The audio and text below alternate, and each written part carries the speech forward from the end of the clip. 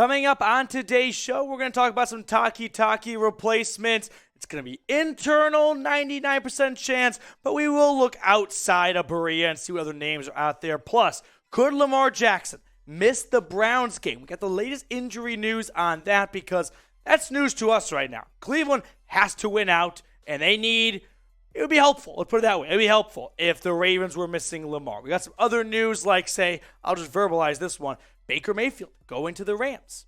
That just happened. So, Matthew Stafford, watch out, buddy. That job is going to be lost pretty soon. But let's start with some Takitaki replacements. So, unfortunately, the Browns lost Takitaki to a torn ACL in the win over Houston. And the linebacker position has just been, just destroyed this year from injuries here. The current depth chart looks like this.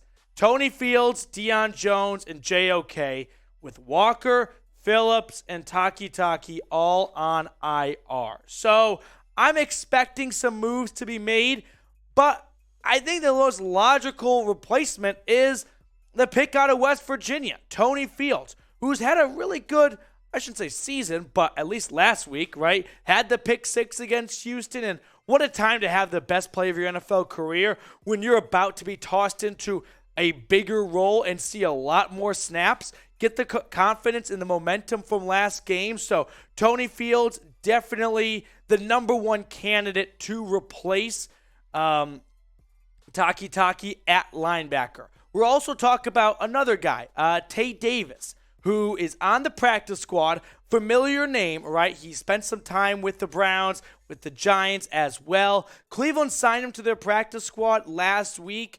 Chances are they're hoping he's in shape and they want to see what he can do in a week or two of practice. I'm guessing we're going to see him or someone else added to the 53-man roster at the linebacker position to add some extra depth right there. In his career, 40 games, 52 tackles, 2 sacks, and 2 tackles for loss. I do want to add this, though. Watch for defensive coordinator Joe Woods to maybe go to some more nickel and dime sets, right? Bring on an extra DB. Shout out Brett Favre. He didn't know what that was. And only roll with 2 linebackers because Woods might go, you know what? I've got a lot of talent at Newsome, who, by the way, played his best game of the season against Houston, which I get it. It is against Houston, but still. And then Martin Emerson is heating up lately. Denzel Ward. You might see more, extra DB sets and only roll with Deion Jones and JOK and some mixtures of Tony Fields at linebacker. If Cleveland decides, you know what, we want to turn to free agency, see who's out there. Eric Fisher, for crying out loud, just got signed to the Dolphins after they had an injury at tackle. Anthony Hitchens is a name to watch for, was with the Chiefs for a long time. Dante Hightower. Now, Jarrad Davis I tossed on there. He is not a free agent. He is on the Lions practice squad. He's definitely the best candidate because at least I know for sure he's been practicing and staying in football shape this year. So I wouldn't be shocked if Andrew Berry just kind of browses around some other practice squads and brings on a linebacker. But I believe in Tony Fields. I want to believe in Tony Fields. So let's show the guy some support. Let's boost his confidence right now, everyone. Spam his jersey number 42 in the comments section. I hope he sees this video, and I hope he can feel the love from the dog pound that is showing him some faith, showing him some confidence going into the last stretch of the season when he's going to be called on more than ever. I also want to see Tony Fields because look at the 2023 linebackers for the Cleveland Browns. These are the guys on the roster next year. No Deion Jones, no Anthony Walker, no Takitaki. All their contracts are up right now. So if they don't bring any of those guys back, Jeremiah Owusu-Koramoah, Jacob Phillips, and Tony Fields are the currently only rostered linebackers for this team. So we should expect to see some snaps go to Tony Fields so Barry and Stefanski can figure out, do we have something here or do we need to really rebuild this room in the draft and free agency because Phillips is not reliable. He's not been healthy once in his career. And Fields is, out kicking his coverage right now. No one expected a 5th-round pick, no offense Fields, to be tossed into a big starting role. All right, let's switch gears here. Let's talk about Lamar Jackson next, right? The latest on Lamar Jackson, his status for Week 15 against the Browns in Cleveland on a Saturday. So one day sooner, that knee might not be ready against the Browns. We're going to talk on that and what to expect if it's not Lamar Jackson, the Tyler Huntley show. But first, today's Browns Report is brought to you by Fetch, the free app that allows you to scan your receipts and earn points that can be redeemed for gift cards to your favorite stores, restaurants, and online retailers. It's super easy to use. You use the app to snap a photo of your receipts from purchases from any store, or click the e-receipt option, and Fetch can connect to your Amazon account, and you'll earn points for all shipped orders. Plus, you can connect your email to earn points for every e-receipt you receive from Uber, Instacart, or any purchases you make online. Those points can then be redeemed for gift cards at your favorite stores and restaurants. Fetch is available on iPhone and Android. Use our link, chatsports.com/fetch, and enter promo code CHAT at sign-up for 5,000 points when you scan your first receipt. That's the equivalent of a $5 gift card for free just to get started. It's a free app, and those 5,000 bonus points is only for a limited time. So get started now when you go to chatsports.com/fetch and enter promo code CHAT. The link is also in the comments and the description of today's show. We got this from Adam Schefter on Lamar Jackson today. Ravens quarterback Lamar Jackson suffered a sprained PCL during Sunday's win over the Denver Broncos, per a league source. PCL injuries often sideline players 1 to 3 weeks, and Ravens head coach John Harbaugh has already said Jackson is less likely to play Sunday versus the Steelers. So, with the Browns playing right in the middle of one of those 3 weeks, it would feel like it could go either way as to whether or not Lamar will be ready Week 15 against Cleveland.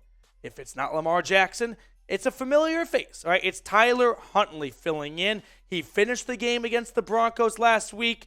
He played the Browns last season. Remember when Lamar went down and Huntley came in and honestly played way better than any of us saw coming. This year, that brief stint for the second half against Denver, he did lead Baltimore on a touchdown-winning drive, 90 or so yards, but let's go back to last season when Huntley played in 7 games, threw for over 1,000 yards. I get it, 3 touchdowns, 4 interceptions. That's not very eye-popping, but if you go back in time and remember, Tyler Huntley was like all anyone could talk about in terms of, do we trade for Tyler Huntley this offseason? Is Tyler Huntley going to get moved and get a big extension?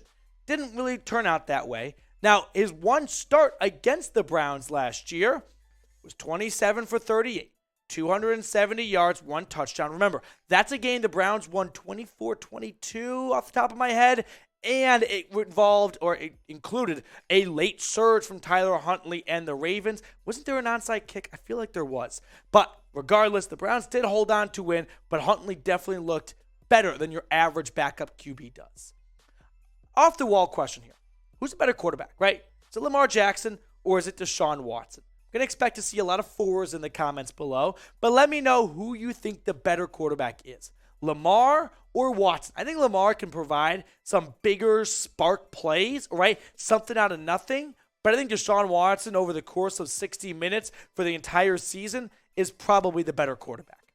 All right, next up on the show, ESPN. They ranked the Browns at the top of analytics usage in the NFL. So the Browns, number 1 nerds in the NFL. That's what I took away from ESPN's ranking. So we're going to run through this now and show you how their voting worked down and how the Browns finished number 1. So what ESPN did was they went to all their 32 beat reporters and said, rank these teams for analytics usage, and the Browns finished number 1. Most analytically advanced. Cleveland finished with 10 votes. That was first place. The Ravens were second. The Eagles were third. You're going to start to notice a trend because a lot of these teams are, the same. The next tier of rankings they did was highest level of analytics. Cleveland finished first, followed by the Ravens, followed by the Eagles. So there is something to be said. Andrew Berry, who came up in scouting, which usually means scouting guys, big eye test, right? Hey, that guy can play or that guy can't play. Andrew Berry is definitely not afraid to watch Moneyball 3 to 4 times and just go full on Paul DePasta, right? All right. Analytics and decision making. Browns number 1 at 9. Eagles number 2, at 3, number 2 at 3 votes. And then tied for third is the Ravens, the Colts, and the Cardinals. So analytics goes to Cleveland. Whether you want to celebrate that or not, I think analytics sometimes can be ballooned up. One of my biggest pet peeves, just a quick sidebar here, is when they say, hey, the Browns have a 46% chance of winning if they go for this 4th down. What they're not taking into account is how the game is going and how the Browns are at 4th down, right? It's just like a whole league-wide thing. I hate it. But I do want to give some shout-outs right now to some new subscribers we have here at the channel. Love to give back to you guys because you make my job possible. So some recent subs we picked up: Exits, Donna Parker, Heather Headley, Triple X, Robert Cornell, American Patriot, Lanoob, Bronson, Derek Mitchell, Matthew Cipher. Appreciate all of you guys for clicking onto the big red button and subscribing. If you haven't already, you want to pick up some extra Browns content on your YouTube feed, make sure you subscribe. Final quick story I want to hit on here. Joel Bitonio, let's clap it up for the man. Bitonio is the Browns' honoree, that's the word they use, for NFL's Walter Payton Man of the Year. Bitonio, if you don't know, he spent a lot of time working with Greater Cleveland Food Bank and various other charities in Northeast Ohio. Now, he would be the first Cleveland Brown to ever win the award if he so does, but clap it up for Joel Bitonio. This is awesome to see. I mean, every year someone from each team gets nominated, but Bitonio is definitely a deserving guy because when I think of the Cleveland Browns, I think of Bitonio, top 3 players that come to mind. The longest tenured player on the roster, yeah, good trivia right there. He is definitely the DNA of Brownies football here. Now, I do want to give a shout out right now to 2J Benyo for sending in a super thanks. Appreciate you, man. If you're keeping one, who is it? Brissett or Hunt? Thanks from Fort Lauderdale. That's actually a really good question. I like this one. I'm going to open it up to you guys here. You can type 7 for Brissett or 27 for Hunt. I think you go with Hunt because he's going to be cheaper than Brissett. Brissett's made himself a good amount of money this season. But I do think if like all contracts were equal, I might go Brissett. Even if he just never plays, I kind of want to see what the Browns have in Jerome Ford. And B, about half of starting quarterbacks every year miss a game at least. So if the Browns want to be cautious and not potentially, lose their season because Watson goes down for 3 games and they've got to turn to Bryce Perkins for crying out loud, it would be great to have Brissett. So if all else is equal, if money's not a figure, I'm going Brissett. But taking into contracts, I'd probably go Kareem Hunt because I just don't want the Browns to pay Brissett $15 million-ish. That's probably what he's going to get to be a backup quarterback. Appreciate all of you guys for clicking on to today's show. I'm going to sign off. I'm going to see you all later with more Browns news and rumors.